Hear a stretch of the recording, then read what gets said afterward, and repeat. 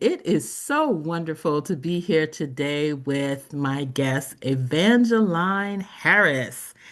And before we introduce her to you, I want to go ahead and give you just a little flavor about our guest and what you're going to hear about today. So, Evangeline is a personal finance coach and the founder of Growing Your Personal Wealth. She works primarily with high income professionals, especially Black and Brown communities who earn well but still feel stuck in cycles of financial stress. Evangeline helps her clients build simple, sustainable income systems that transform monthly paychecks into long term security without selling financial products or commissions and without judgment. Her work is deeply shaped by her own journey to becoming debt free, as well as her unique background as a jazz vocalist. I can't wait to hear about that part of it. And strategic management consultant.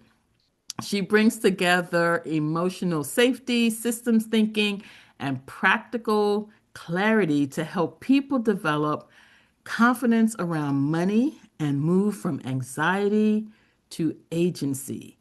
At the heart of Evangeline's work is the belief that clarity builds confidence and that when people feel supported, they're empowered to make thoughtful, intentional decisions about their finances and their future.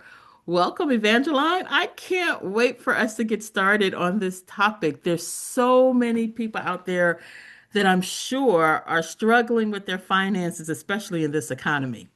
Welcome to the show. Well, thank you so much, Andrea, for having me on your podcast. I am so grateful that our paths crossed last year at the Business Leaders Summit at Howard University.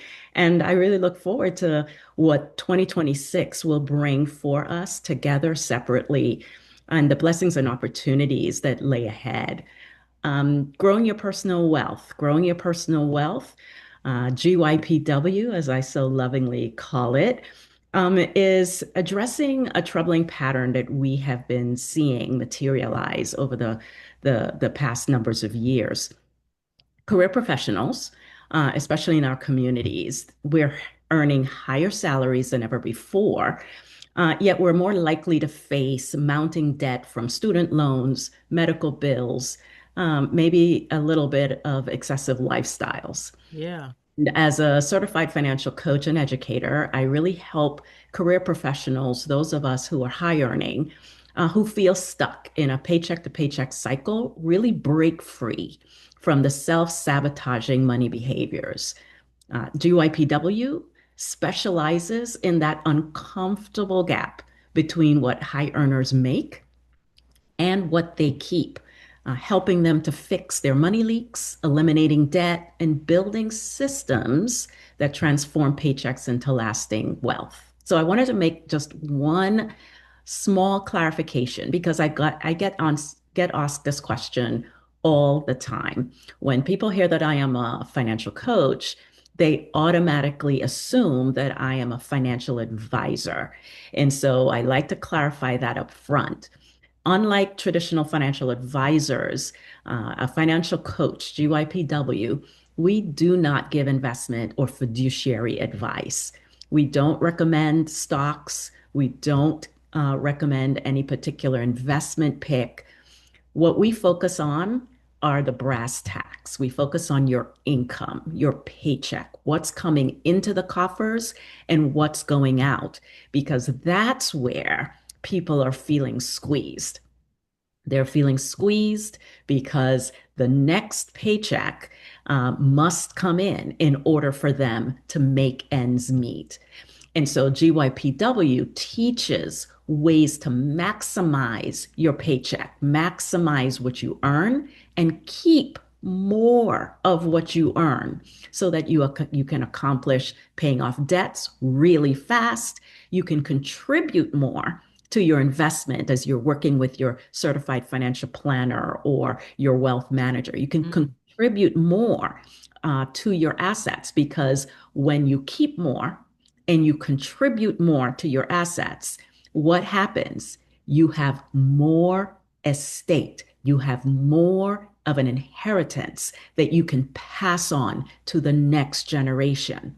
And so I think of GYPW as taking care of the front end so that Hmm. you can work with a financial advisor on that middle end so that at the end of your life, when you're working with an estate planning attorney, everything you've accumulated can pass on to the next generation so they don't have to start over. Wow. Okay, Evangeline, you have said so much here. And I want to just back us up just a little bit because I think our audience is curious about your background and what brought you to this place where you became a financial coach. So walk me through kind of like the stops along the way. Absolutely. So way back when, when dinosaurs roamed the earth, I was born. I am a proud, proud native of the Caribbean. My father was a dynamic Pentecostal preacher, and my mom started off in banking as a teller and ultimately made her way to being an assistant bank manager. So my parents did all the right things for us in our money journey. They opened savings accounts for us. They enrolled us in Christmas savings clubs. I Uh, remember you those. remember that? They gave us allowances for like a short period of time. Caribbean parents don't actually believe you should pay kids to Oh, do. you have to work for those allowances. I remember that. Girl, I have a funny story. Like before we had remote control, everybody would be in the living room and we'd watch the same television show. And my dad has his chair. And, when he wanted the channel changed, he was like, E, go change the channel, so, I think you grew up in the same Caribbean house I grew up in, okay? We right. were the remote control. And so, we they did everything for us. And as we got older, my mom started to add us to her checking accounts as beneficiaries and as powers of attorneys. She taught us how to balance our checkbook and how to reconcile spending at the end of the month. I say all of that to say that even with those really foundational practices, it wasn't until I was 25 years old. At that time, I had no debt. I had a full scholarship to college, so I had no college loan. I had no car loan. I had no credit cards. And then I moved to DC to come to George Washington University for grad school.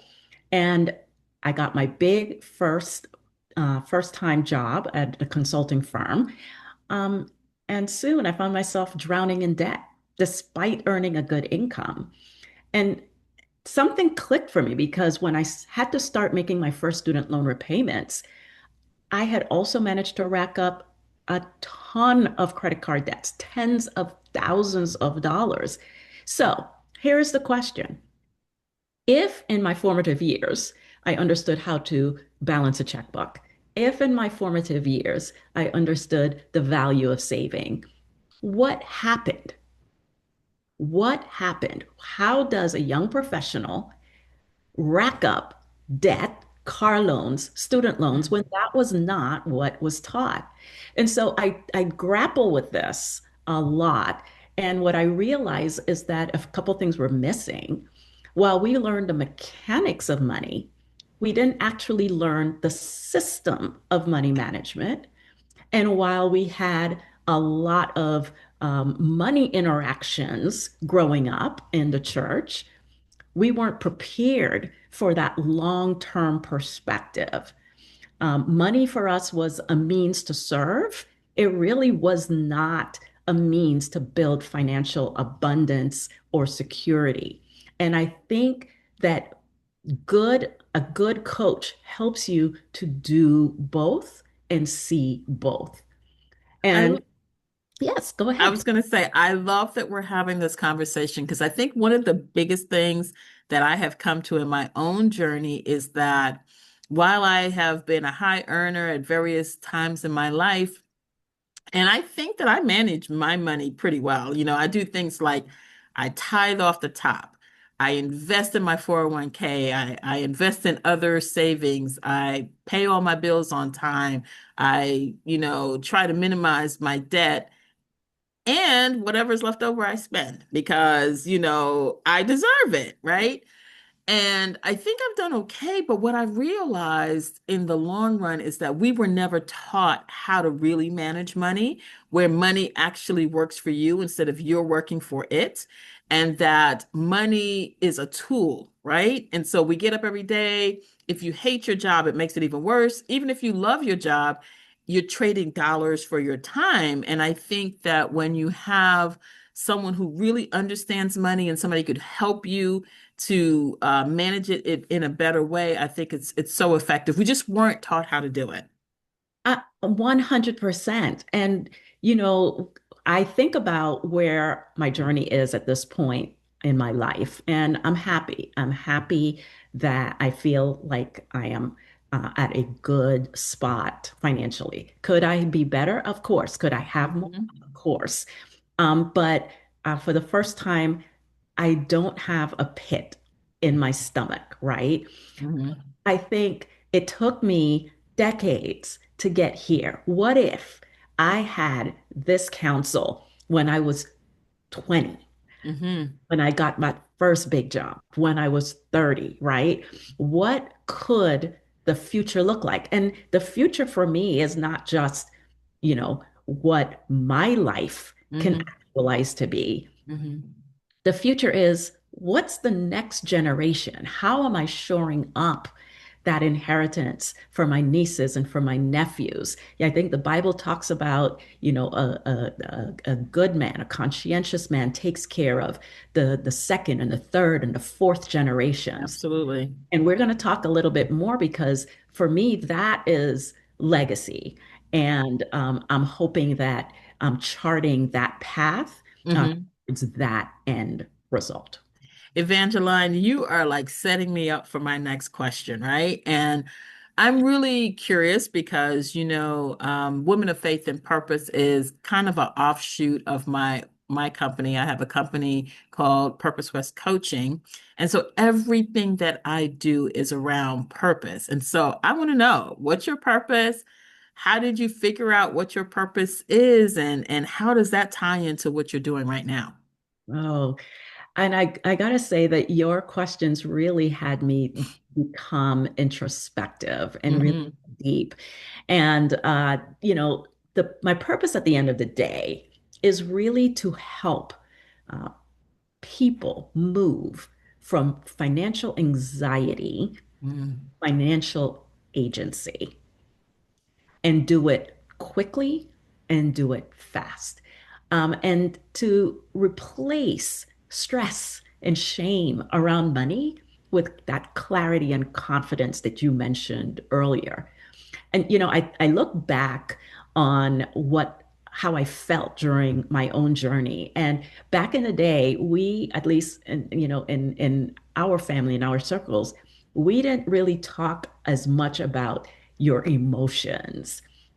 We didn't talk about awareness and consciousness, right? A Mhm. lot of times, the way we described what we were feeling was a reflection of our state of being, right? Hmm. So we're striving, we're Right. coping.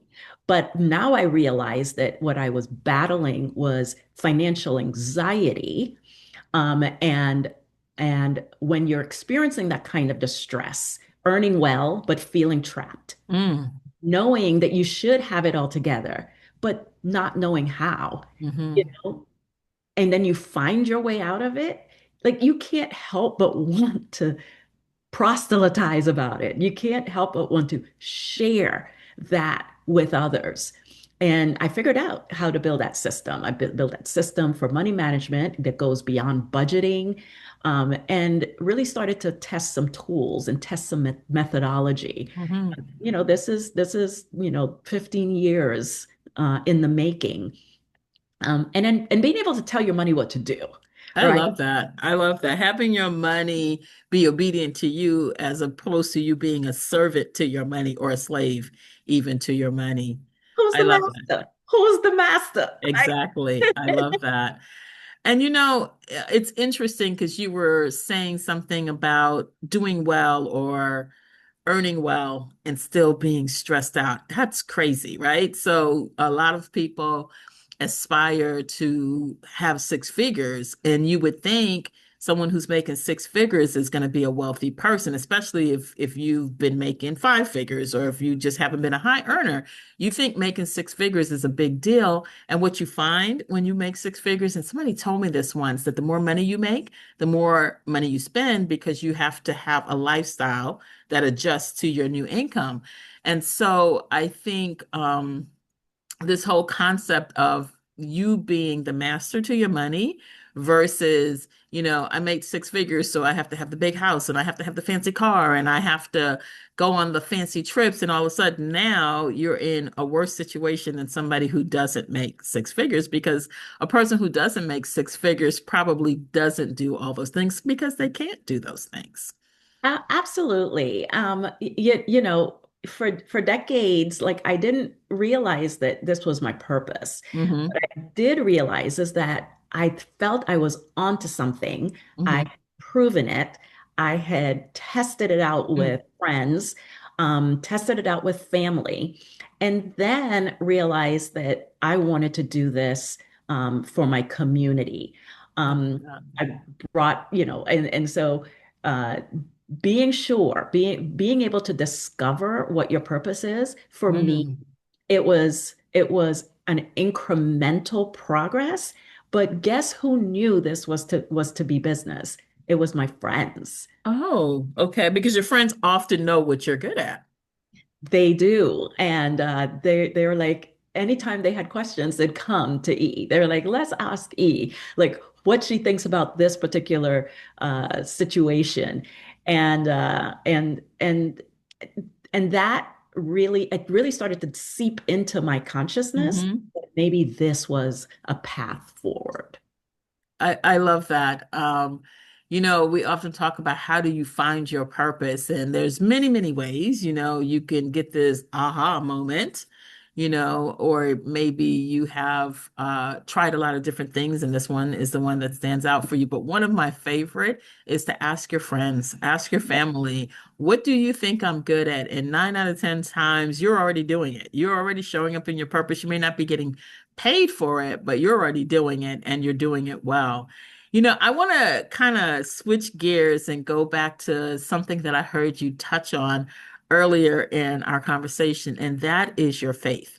I want to know how your faith influences your work, and I want to know how it impacts your values and the decisions that you make, those strategic decisions you make as you build your company. Wonderful, wonderful question. First of all, like just the fact of GYPW, the fact of growing your personal wealth is a faith walk. It's Mm. proof of the faith. I think back on Hebrews 11:1 that says faith is the substance of things hoped for and the evidence of Hmm. things not seen.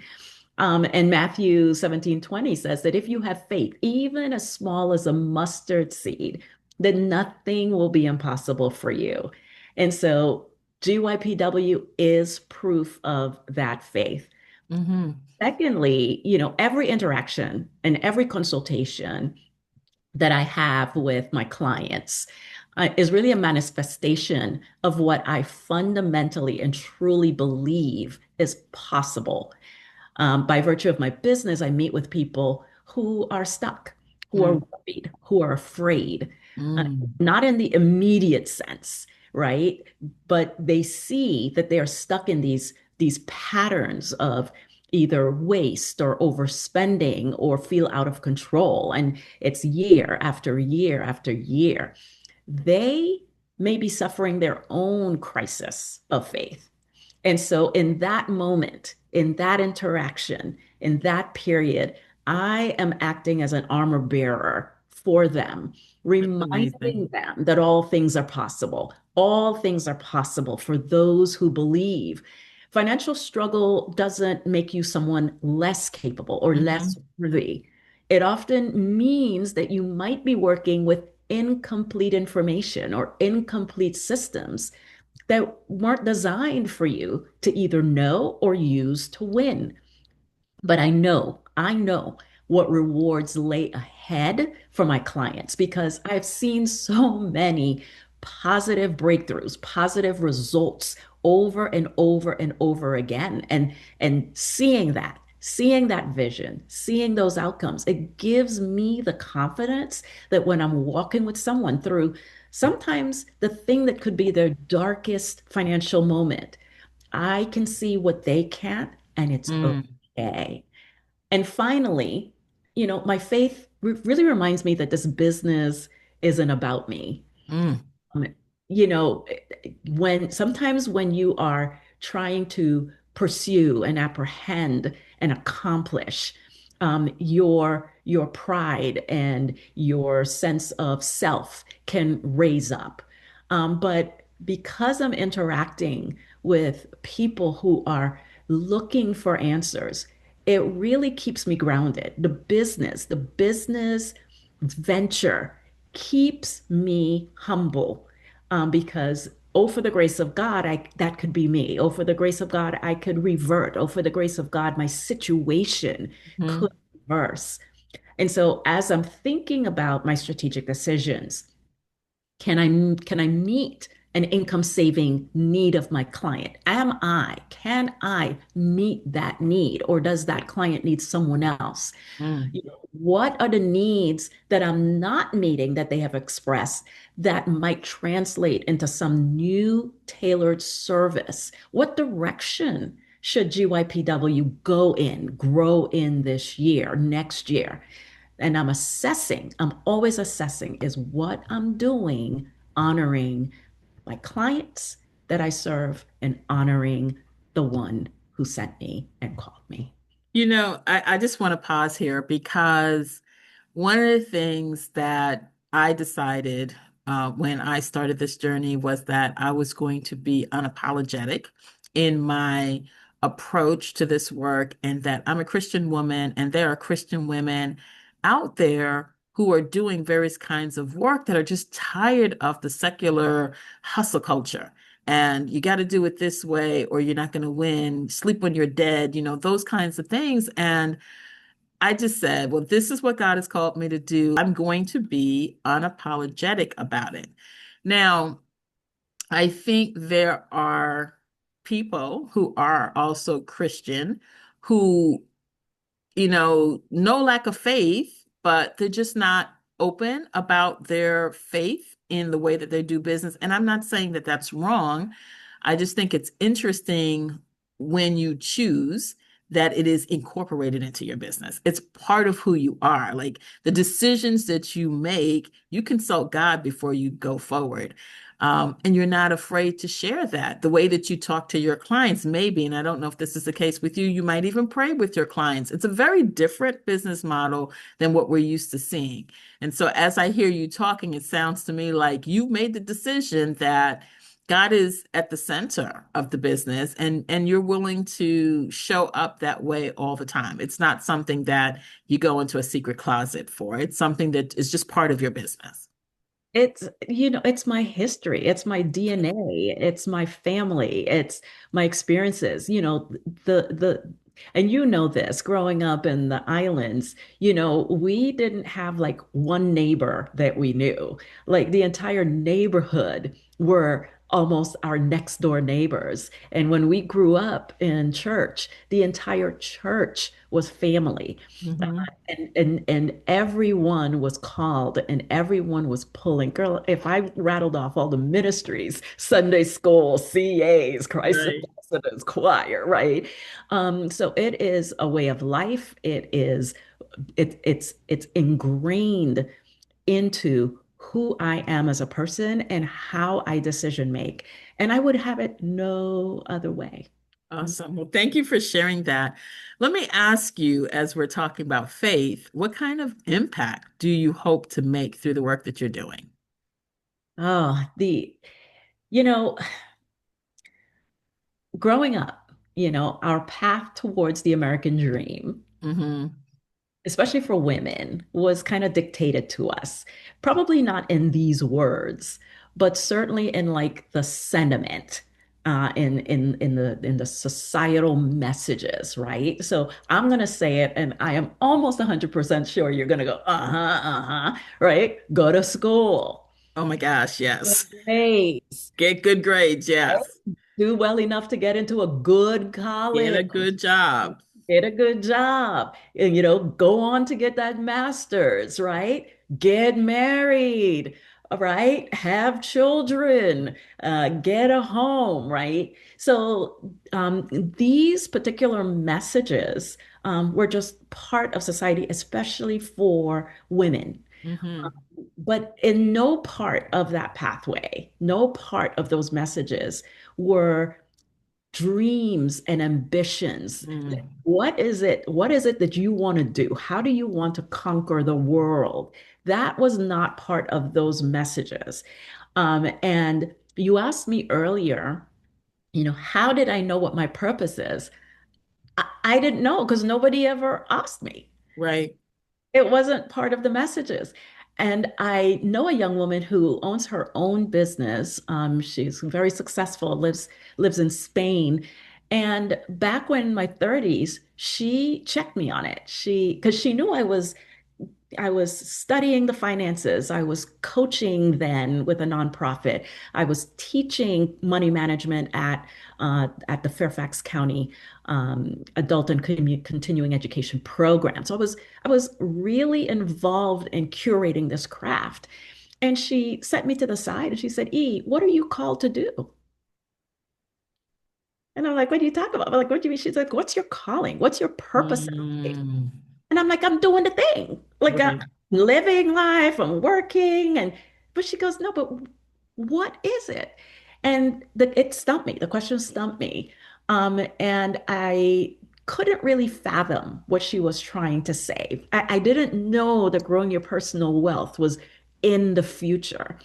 And so I'm going to just switch this a little bit, switch the perspective. Last year, I was giving a talk for some young career professionals, some women, discussing the role of life goals and how Mm. life goals become your lighthouse in the storm. It guides the way and guides your life, and then you architect your finances towards those goals. And I Hmm. asked those women to write down the vision that they have for their lives, the vision for the year, last year, the vision for 3 years, the vision for 5 years. One of the ladies looked at me with the deer in the headlights. Like she could not wrap her brain around what I meant as vision, as purpose. And I saw myself. I Mm. saw myself. She had kids and she saw herself as wife and mother and parent and daughter. And those are wonderful, admirable aspirations. And thank God for that. But if somebody hasn't asked a question about purpose, and if you haven't grappled with your purpose and your calling, think about all of the ambitions, all of the innovations, all of the creativity, all of the breakthroughs that maybe die Mm. in nations because we are following the script. Get good grades, go to college, get a good job. And so, what's the purpose? Helping people break through financial anxiety to agency. So there's room for dreaming. There's room for development. There's room for what comes next. Hmm. Not limited by not enough resources. As I hear you talk, one of the things that I really am burning to ask you is if you could tell me what legacy you hope to leave behind and just net it down to like its essence. Mm. What are you trying to accomplish here? And when you're done, what do you want to hear, well done, my good and faithful servant, about? Oh, girl. Um, maybe about a decade ago, 15 years ago, I decided that I wanted to trace my family history Hmm. because We don't really have any catalogs, any records. And so I went back to my homeland and met with the seniors, the most seniors in the family, to learn what was life like back then. What was my grandmother like? Who were my grandparents? And I was able to trace about 7 or 8 generations. And what I found, and this is all through oral history, Hmm. what I found is that families on both sides were entrepreneurs. Isn't that something? They owned the businesses, they owned land, they were wealthy. So if you bring that back to my generation, to my parents' generation, Hmm. that inheritance did not come down to us. Right. Gone. It's been taken Something away. got lost in the translation. So if I could boil down the legacy, it is to help people focus on income now so that there's room to grow assets so Mm. that they can pass that inheritance on and not that that inheritance gets lost 2 or 3 generations, but it's still thriving 10 generations, Wow. 15 generations and going so that you, because you know this, Andrea, when you started out, you probably started out and had to pay your student loans and pay your car note. Mhm. You know, your kids may have to start over, and their kids may have to start over. So the legacy is no more starting over. Continue. Right. We're continuing on. Wealth building. Ah. True wealth, right? True wealth where there's generational wealth. I love that. And I think we need more of that in this world, particularly, and this, channel isn't just about African American women, although the two of us are African American women. But I will say that as an African American woman, we don't have that in our history. You went back and traced it in your family, and I have the same thing in my family. We had entrepreneurs before they knew they were entrepreneurs. They just did the work. But we were taught to go to school. We were taught to get a good job. That whole entrepreneurial spirit really wasn't ingrained in us. And I think as we watch the culture, the environment, the economics that's happening in our world today, we're finding that we have to chart our own course because nothing is promised. You can have a job, you could be making, significant amount of money, and then all of a sudden there's a disruption. And then what do you do? You're starting from scratch, you're trying to figure it out with everybody else. And so that as a legacy, I think is just amazing. What would you say has been your number one success factor so far? And by the way, tell me how long you've been doing this, because I didn't ask you that question. I started, oh my goodness, I think it was back in 2008. I Okay. started my very first networking community group where Hmm. about 8 of us, 8 young professional women got together and decided we wanted to look at our money. Hmm. So I started to bring in speakers who came and educated us on our income, getting out of debt, and on our assets, how to save, how to invest. And so, because of that experience in 2008, with those women, we were at the start of our careers. Just about all of us are living debt free. That's amazing. And I left that and went on to volunteer. So I've been volunteering with a nonprofit, Bright Path here in Fairfax, Mhm. for over 10 years. And then I went on to teach at the county for several years, my own course, money management. And those were the predecessors for growing your personal wealth. So Hmm. my number one success factor, taking all of that consideration, is I'm not afraid to talk about money. Yeah. I'm not afraid to It's speak not taboo. it. It is not taboo for me. And I would be the one in the group when everyone is talking about entertainment and the celebrities. I would be like, so how are things with your money? Right?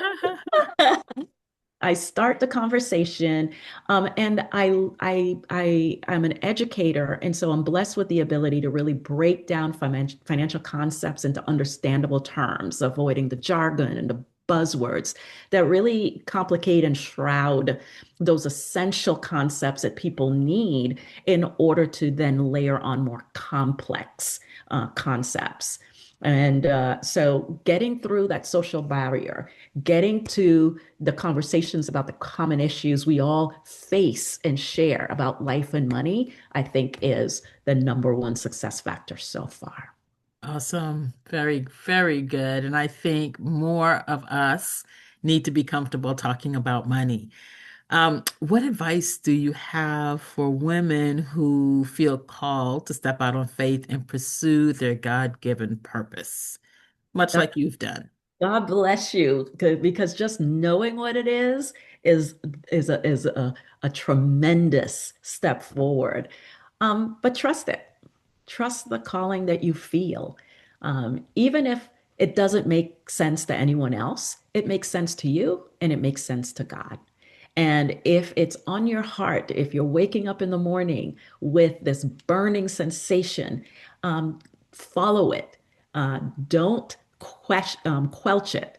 Don't deny it. Mhm. Background, your experiences, your struggles, it's all part of that preparation. And then next is do it, do something.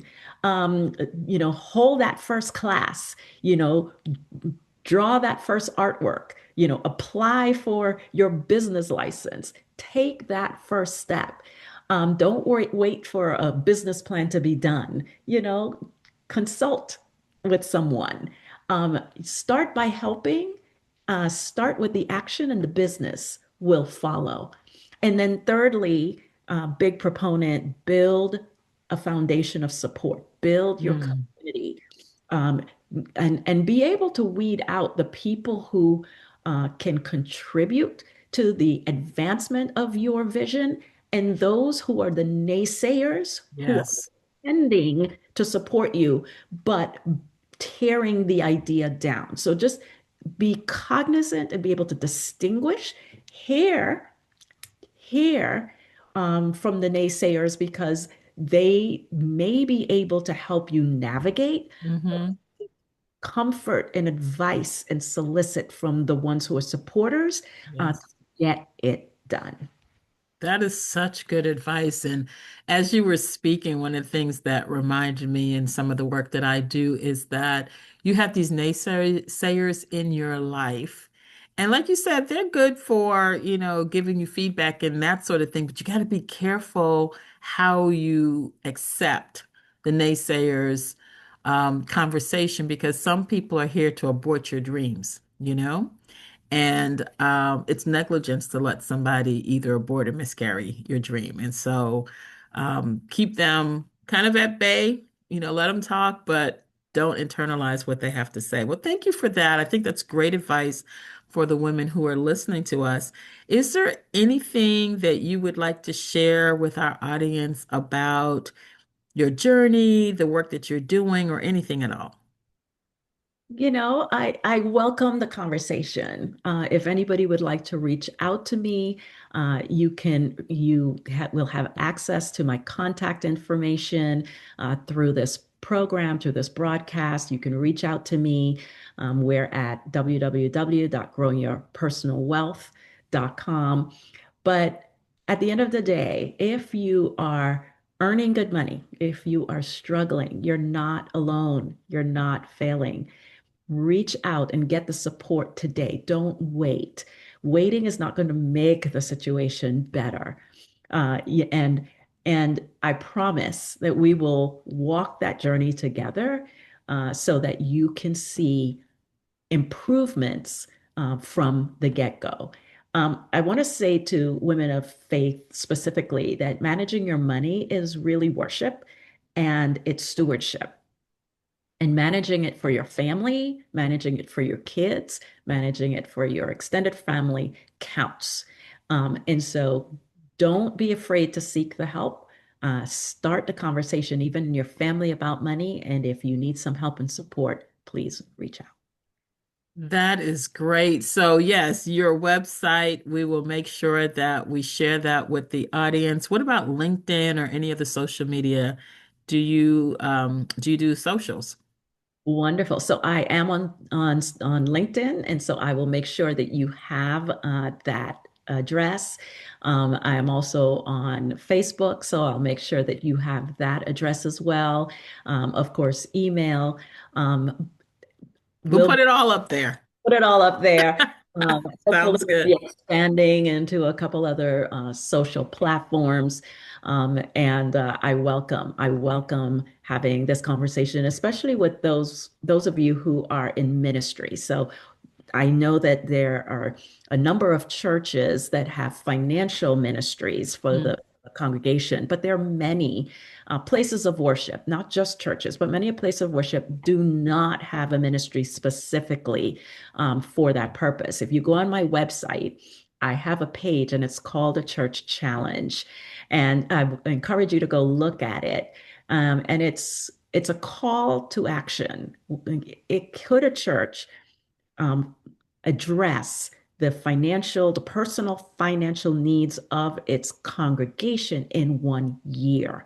In one wow. year, what does a financially free, a debt-free congregation look like in 2027? If you want to know what that looks like, That's great. come talk with me about that cohort program. I'll be happy to start that journey with you. That is such a good challenge. Oh my gosh. All right. Well, that's all the time that we have today. I'm so sad that this conversation is ending. I think we need to do one of those after the call, episodes where we chat, just chat. But thank you so much, Evangeline. I want to say that this was personally enlightening for me. I'm glad that I met you at that conference that we went to. And I'm glad that you're doing this work where you are reaching out to individuals that really need the support in building their personal finances. Money talk can be scary sometimes, especially when people get caught up with, I'm in debt, I get paid and I'm living paycheck to paycheck. No matter how much money you have, you can be in that kind of situation. And so to know that there's someone out there who can support, who can guide, who doesn't do the work for you, because I think I need to let people know that when you get a coach is a guide. A coach is not going to fix your money problems. You're going to fix your money problems, but you're going to have somebody who's an expert in this area that's walking alongside you and supporting you in that journey. And if you're afraid to look at the bills when they come in the door, if you're afraid to check your bank account, or if you're afraid to just do the work, then you probably really do need a coach. So thank you for joining us today. And, I'm going to share your information, make sure everybody knows how to get in contact with you. And I'll say personally, I look forward to hearing more of what you have to say. So we'll have to stay connected. We will for sure, Andrea. I look forward to it. All right. Well, thank you so much. Thank you. Have a great one.